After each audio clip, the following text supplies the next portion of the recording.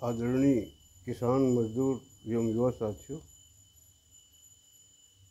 आप देख रहे हैं कि इस समय प्रदेश से लेकर के राष्ट्रीय स्तर तक मतदाता सूची में नवीनीकरण के मामले को लेकर के पूरा विपक्षी दल एक हो गया है और झूठा आरोप निर्वाचन अधिकारियों पर लगा करके प्रदेश के प्रधानमंत्री नरेंद्र मोदी जी पर मिलीभगत का आरोप लगा करके देश और प्रदेश की जनता को भड़काने का भरसक प्रयास किया जा रहा है।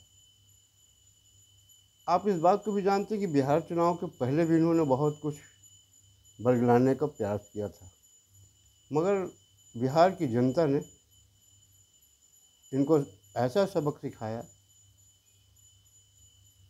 कि विपक्ष के नेता के लायक नहीं रह गए। 200 में सत्ताधारी दल रह गए, बाकी 43 के लोग बांट लिए अपने जितने लोग हैं।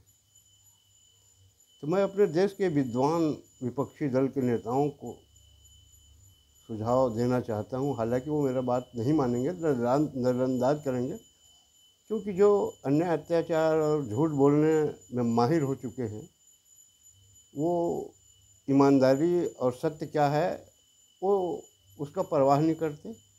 वो ये कहते हैं कि जो हम बोल रहे हैं वो सब सही है। अगर मेरा सुझाव अच्छा लगे तो देश और प्रदेश के विपक्षी नेताओं से मैं निवेदन करता हूँ, अगर सही में आप देर सवेर गद्दी पाना चाहते हैं केंद्र में, तो आप प्रदेशों में हो रहे आम जनता के साथ अन्याय अत्याचार और भ्रष्टाचार उस मुद्दे को क्यों नहीं उठाते? कहीं भी चले जाइए, सरकारी कार्यालय में बगैर रिश्वत के काम नहीं हो रहा है। इस मुद्दे को क्यों विपक्ष नज़रअंदाज कर रहा है, ये समझ में आ रहा है। जो कांग्रेस शासन काल में जो नियम बनाए गए हैं, जो निर्वाचन अधिकारी को अधिकार दिए गए हैं, उसी के तहत ये हो रहा है। ये बात अलग है जो सत्ता में था पहले, वो इस बातों में ध्यान नहीं दिया। वर्तमान सत्ता के में आने के बाद मोदी जी को जब ये जानकारी हुई तो निर्वाचन आयोग को जानकारी दिया गया कि बहुत से लोग मरे हुए लोग हैं, उनका नाम है, उनके फर्जी वोट डाले जा रहे हैं। बहुत से बाहरी विदेशी लोग आ गए हैं, उनका भी नाम यहाँ आ गया। तो उसको काटा जाएगा, उसको जांचा जाएगा कि सही है गलत। ये अभियान चल रहा है। हालांकि इन लोगों ने मामला सुप्रीम कोर्ट भी ले गए। सुप्रीम कोर्ट के न्यायाधीश महोदय ने हाल ही में जो नए न्यायाधीश बने हैं ना, उनसे ये स्टे मांग रहे थे। उन्होंने कह दिया है स्टे नहीं दिया जा सकता, निर्वाचन अधिकार संविधान के तहत काम कर रहा है, और पेशी की तारीख उनकी बढ़ा दी गई है। इससे जाहिर है कि इनको सुप्रीम कोर्ट में भी ठुकराया जाएगा।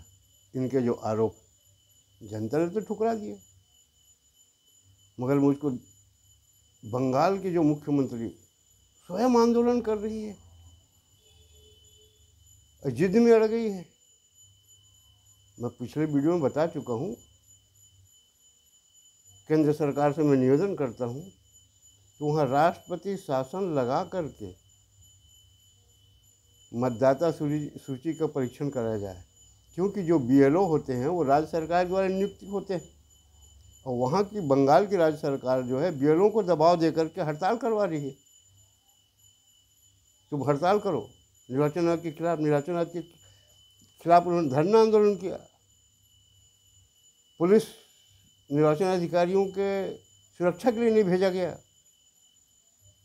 इससे जाहिर है कि बंगाल में मतदाता सूची में बहुत से विदेशी नागरिकों का नाम है,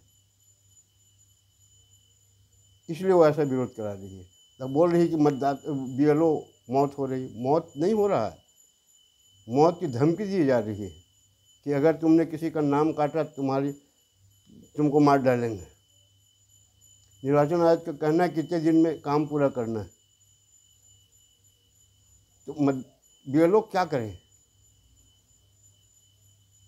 ये बड़ा गलत गलत स्थिति वहाँ हो गया है।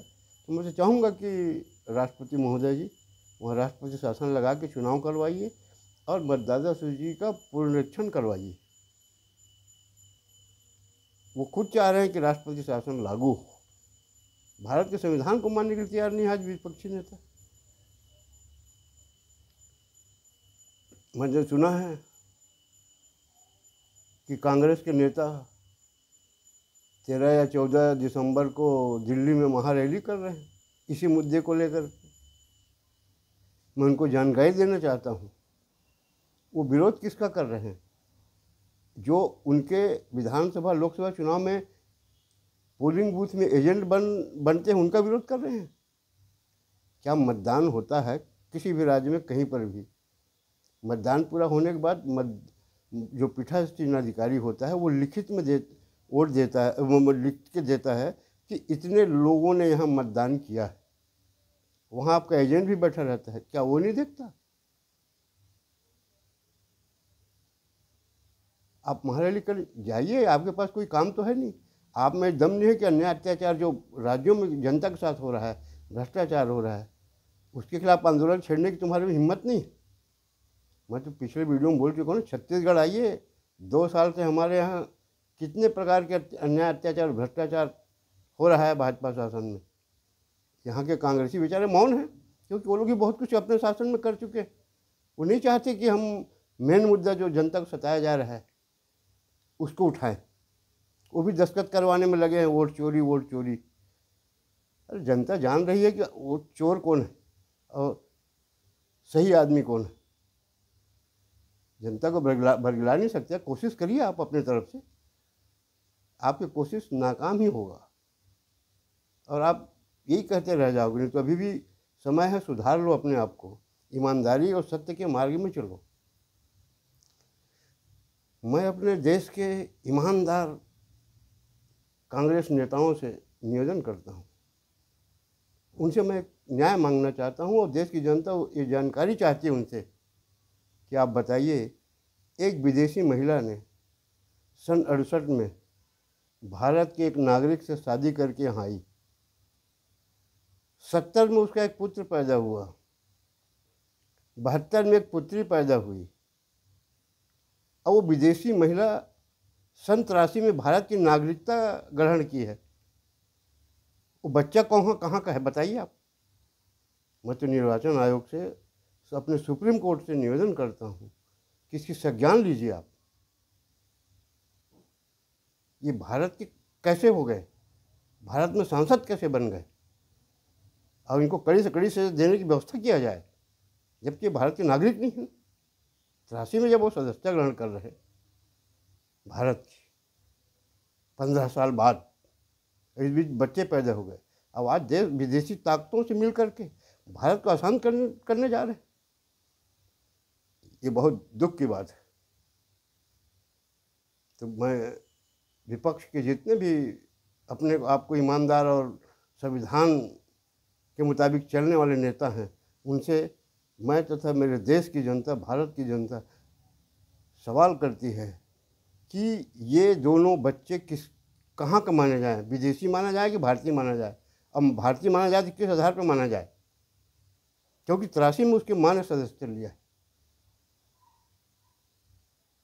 ये जवाब कांग्रेस को देना पड़ेगा, विपक्ष के नेताओं को देना चाहिए। अंत में मैं अपने छत्तीसगढ़ की जनता को बताना चाहता हूँ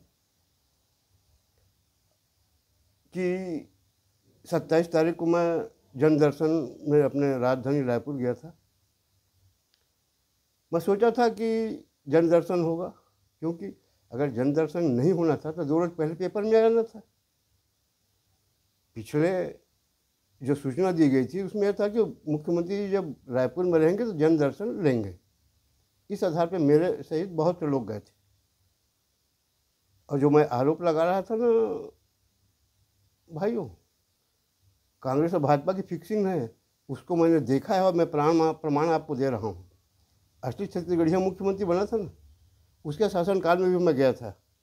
वो धान फसल बीमा का जो करोड़ों रुपये घपला हुआ है, भाजपा के खिलाफ बहुत बोलता था वो, उसकी जांच के लिए उसके पास मैं गया था और आवेदन दिया उसके कार्यालय में, पावती मंगा तो वहाँ के अधिकारी ने कहा कि पावती देने का हमारे यहाँ नियम नहीं है, बगैर पावती के मैं आ गया। हालांकि CCTV गवाह है।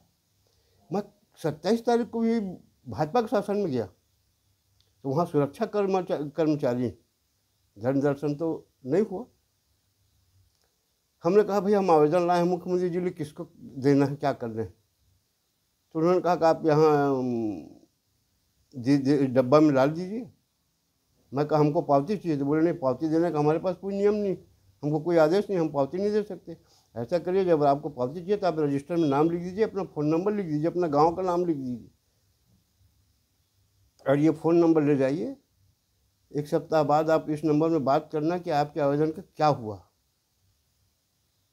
क्या यही हमको न्याय दिलाने की व्यवस्था किया गया है? और इसी सरकार ने गांव में, तहसील में, जिले में व्यवस्था कराया है सभी कार्यालयों में कि कोई भी आवेदन करता है तो उसको पावती दिया जाए। आज मुख्यमंत्री कार्यालय में पावती देने का कोई नियम नहीं, वो डब्बा में डालने के बाद कही जा रही है।